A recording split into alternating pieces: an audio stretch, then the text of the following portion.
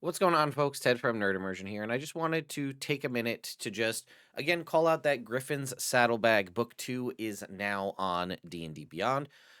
There's a lot of content there, so I'm not going to cover stuff in this video, but if you guys would like to see a standalone video or a top 10 video, or hey, if you're a huge fan of Griffin's Saddlebag Book 2, why don't you, in the comments, call out like one of your favorite aspects of the book, whether that be a subclass or a magic item, and maybe we can cobble together a fun top 10 to drop on Christmas Eve of, top 10 magic items or top 10 subclasses or something like that. There's a lot of content there, so I can't cover it. It would be like hours long video just because the way my kind of coverage of these things go, where we like click on look at a magic item, and then all of a sudden we're like, let's talk about the potential of what you could do with that magic item. That kind of analysis would just take forever. And there are I think hundreds of magic items, 500 new magic items to be exact, in Griffin's Saddlebag Book 2. So it would just be a lot of work to get that all in one video. And as much fun, I feel like it'd have to be like an 8 hour plus live stream to cover it all. So I'll do my own research and continue to look through the book and call out maybe some of my favorites. But if you guys have things you think are definitely worth looking at, go ahead and drop them in the comments. But I did just want to go ahead and show you that it is available here on D&D Beyond. It is $24, but you can see it's normally $29. And it'll be the second kind of part of this video that there is massive savings on D&D Beyond with their winter sale, which is currently active. Again, I know not everybody's a fan of D&D Beyond, so obviously take that with a grain of salt. But if you do like to use have your materials on D&D Beyond, or if you're looking to use D&D Beyond maps and have access to certain things, it may be worth going and looking at that. But again, as you can see, there are 12 new subclasses. So you've got a new subclass for each class, 2 new species options, 504 magic items, 93 new monsters, and 7 maps. That is probably, realistically, myself, and I think many of you have been clamoring for a 5e magic item book from Wizards of the Coast. We'll get drips and drabs here and there of a couple new magic items in this book. We did just get the 2024 Dungeon Master's Guide, but that was just a lot of rehashes of existing magic items, taking everything that was in 2014, updating them, sometimes in foolish ways, sometimes in positive ways, and then pick and choosing a couple of common magic items from the old Xanathar's book and a handful of things from other places, with like a smattering of maybe 10 new items entirely.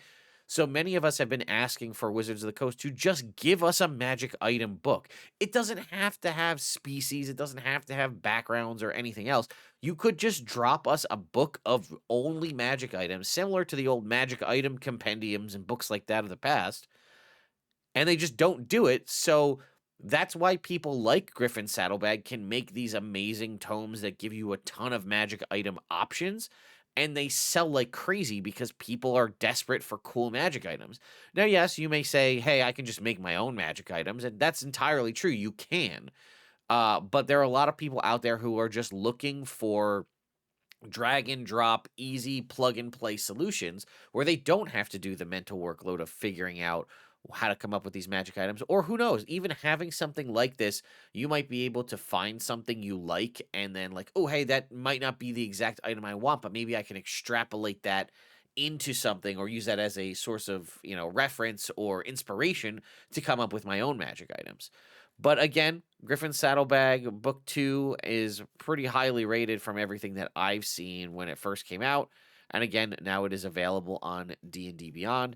Interesting that it is just Book 2. You feel like, I'm going to go out there and I'm just curious because I imagine a lot of folks are going to be like, well, if it's Book 2, where's Book 1? And the fact that Book 1 isn't on D&D Beyond is an interesting choice as well. But either way, like I said, it is $24, $25. It's definitely worth it if you're looking for magic items, but I'm curious to hear your thoughts and opinions in the comments down below. And as I mentioned earlier, there is a whole bunch of savings, up to 45% off certain books here on the D&D Beyond winter sale. Definitely not affiliated with D&D Beyond, just wanted to call this out for folks to let you know. We have some discounts on some of the newer books here, as you can see. Bigby's 10%, Eberron 20%, Guildmaster's Guide to Ravnica 25%. Let's see if any of these, Tasha's is always good because, again, Tasha's has a lot of the extra subclass options. Mordenkainen's Monsters of the Multiverse has a ton of species options. That's 20% off. I don't know why you would put Wayfinder's Guide to Eberron and Eberron Rising from the Last War, because they're basically the same book, but either way. Hunt for the Thessal. Oh, okay. I was like, one of them's 45% off. It's the Stranger Things box set adventure. So, Princess of the Apocalypse is 35% off. It's a pretty good adventure. It suffers a little bit from the time frame in which it was released. But I mean, you are going to Curse of Strahd 20%. That's pretty solid. Uh let's see.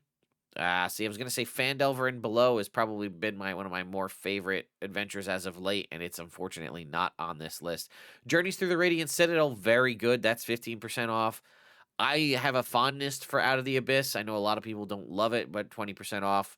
And then again, they just reference here about D&D Beyond maps, as we've mentioned, where you can roll on your character sheet, have it drop into the gaming log over here, and then you can use that on the maps. I've done a couple videos on D&D Beyond maps. Also, if you head over to my second channel, Nerd Immersion Plays, or over to my Twitch channel, you can see us using D&D Beyond maps for my Wednesday Fandelver and Below campaign.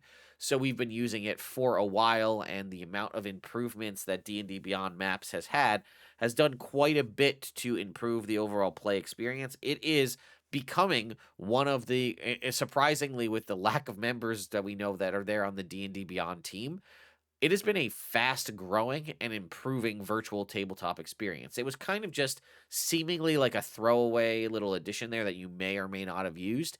It is very viable in its current state, and these updates have been pretty frequent, honestly. So, again, if you're looking for a quick solution to a virtual tabletop, and if you already have books in D&D Beyond and you don't want to have to buy them a second time, because that's one of the hardest things I think a lot of people suffer with, is you might have physical books, you might have D&D Beyond books, but like if you go into a different virtual tabletop, you don't have those books in that virtual tabletop. So if you want to use Owlbear Rodeo or Roll20 or Foundry or Shard or one of these virtual tabletops, you might have to buy those books another time. And a lot of people, I feel like, have them physically.